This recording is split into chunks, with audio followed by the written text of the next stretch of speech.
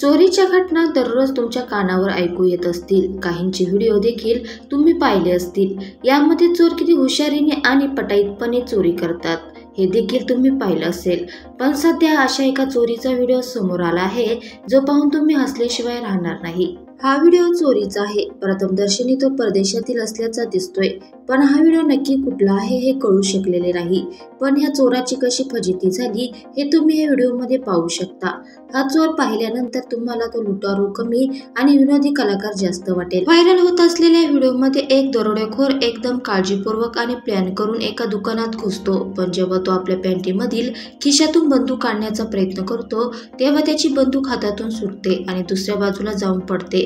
तो आधी दुसऱ्या बाजूला जाण्याचा प्रयत्न करतो, पण त्याला ते शक्य होत नाही, ज्यामुळे तो तिथून निघून जाण्यात आपली भलाई असल्याचं मानतो आणि तिथून जाऊ लागतो. त्याच्यासोबत घडलेला हा प्रकार कमी होता की काय तोच त्याची पॅन्ट देखील खाली सरकली, ज्यामुळे त्याला पळणं देखील कठीण झालंय.